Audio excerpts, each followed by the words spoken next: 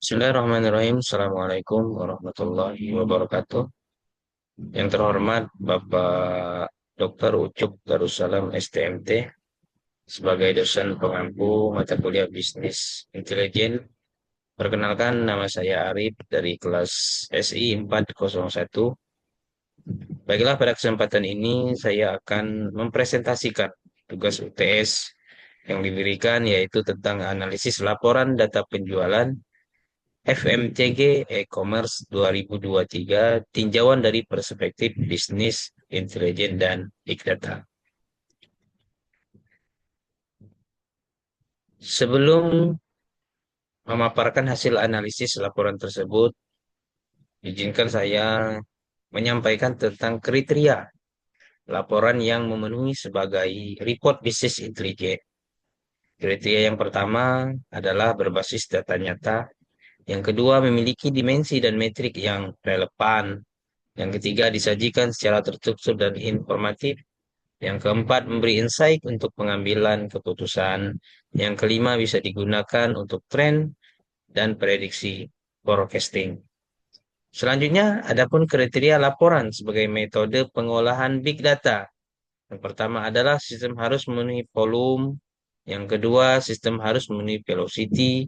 Yang ketiga, sistem harus memenuhi variety. Yang keempat, sistem harus memenuhi veracity. Yang kelima, sistem harus memenuhi value. Nanti ini akan dijelaskan pada tahap hasil dari analisis.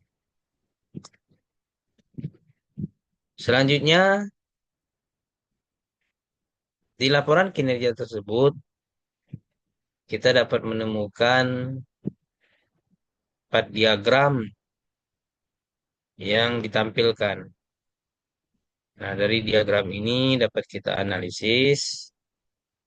Yang pertama adalah apakah laporan kinerja tersebut sudah memenuhi persyaratan sebagai report in business intelligence. Nah, laporan kinerja penjualan FMCG Fast Moving Consumer Good di e-commerce Indonesia tahun 2023 yang ditampilkan melalui infografik ini menunjukkan bahwa nilai total penjualan mencapai 57,6 triliun. Nah, diagram lingkaran membagi nilai ini ke dalam 4 kategori utama, yaitu beauty and care dengan kontribusi terbesar sebesar 49%. Diikuti oleh food and beverage sebesar 20,4%, health sebesar 18,7%, dan mom and baby sebesar 11,9%. Selain itu, dapat kita lihat juga ditampilkan pula pertumbuhan tahunan year on year untuk nilai penjualan sebesar 1,03% atau tambahan IDR 576 miliar. Serta pertumbuhan kuantitas produk terjual sebesar kurang lebih 2,75% atau meningkat 42 juta unit dibanding tahun sebelumnya. Nah, darilah pemaparan tersebut, apakah laporan kinerja tersebut sudah memenuhi persyaratan sebagai report in business intelligence? Jawabannya ya, laporan tersebut sudah memenuhi persyaratan sebagai business intelligence. Nah, laporan ini sudah memenuhi kriteria sebagai laporan business intelligence karena menyajikan data yang telah diolah dan divisualisasikan dengan jelas.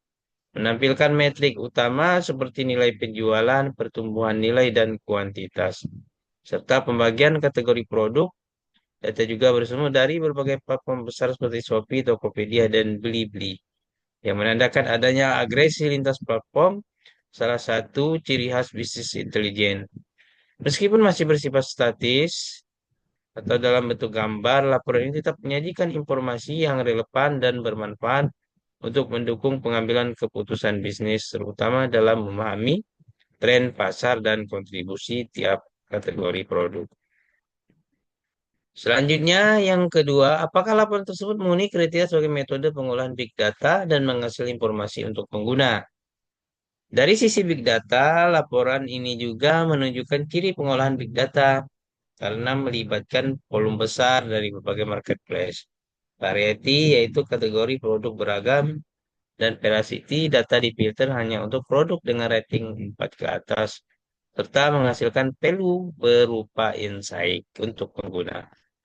Walaupun tidak dijelaskan secara teknis mengenai proses pengolahan data seperti ETL dan mining atau data mining atau machine learning, hasil akhir mencerminkan pemanfaatan big data dalam bentuk ringkasan informasi yang bermakna. Dengan demikian, laporan ini dapat dikatakan telah memenuhi prinsip dasar bisnis intelijen dan pengolahan big data meskipun masih dapat ditingkatkan dari sisi kedalaman analitik dan interaktivitas.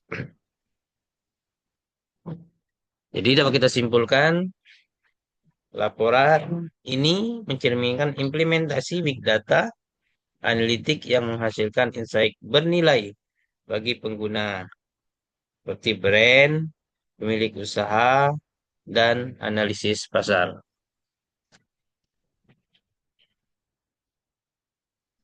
Selanjutnya, apakah kelemahan report sales dan repun dari konsep visualisasi yang ditampilkan dalam laporan atau web tersebut? Tentu ada beberapa kelemahan visualisasi dalam laporan ini. Yang pertama, yaitu minim interaktivitas dan drill down data. Grafik yang ditampilkan hanya menampilkan data umum tanpa fitur telusur untuk detail lebih dalam seperti brand domain, per wilayah, atau per bulan. Selanjutnya, tidak konsisten dalam skala warna. Warna yang digunakan kadang serupa antara grafik satu dengan lain tanpa legend konsisten yang bisa membingungkan. Contoh, warna face care and body care cukup mirip dalam view chart bisa menyebabkan kesalahan persepsi visual. Kelemahan berikutnya yaitu kurangnya penjelasan visual, not tooltip atau detail. View chart besar tidak memberi angka nilai absolut, misal IDR per kategori, dan yang ditampilkan hanya persentase. Selanjutnya yaitu tidak menyediakan perbandingan historis lebih dari 1 tahun. Hanya membandingkan tahun 2023 dan 2024. Padahal tren 3 sampai 5 tahun bisa memberi konteks pertumbuhan yang lebih akurat. Nah, selanjutnya hasil analisa dari grafik yang disediakan dalam web tersebut apakah mudah dipahami dan gain knowledge? Jawabannya adalah iya, secara umum hasil analisa tersebut mudah untuk dipahami dan memberikan pengetahuan yang relevan. Mengapa? Karena yang pertama teks penjelas singkat dan langsung ke poin. Misal, paste in the top segment. Hal ini dapat membantu pengguna non-teknis memahami pesan utama dalam waktu yang lebih singkat.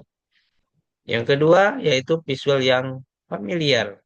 View chart dan bar chart merupakan bentuk visual umum yang dikenali secara luas oleh pengguna awam maupun yang sudah profesional. Selanjutnya, insight, relevan, dan praktis.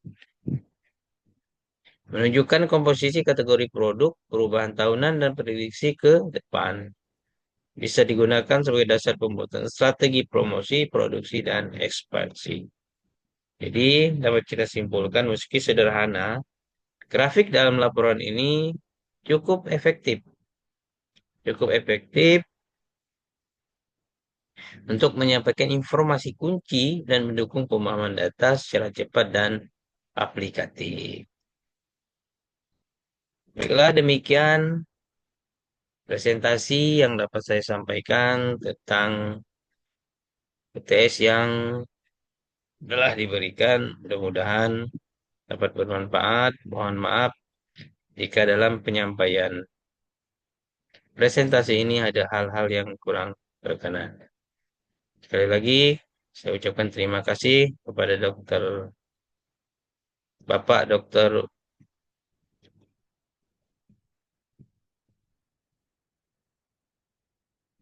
Bapak Dokter Ucup Darussalam STMT selaku dosen pengampu yang telah membimbing selama perkuliahan ini. Baiklah, saya akhiri. Wabillahi taufiq wal hidayah. Wassalamualaikum warahmatullahi wabarakatuh.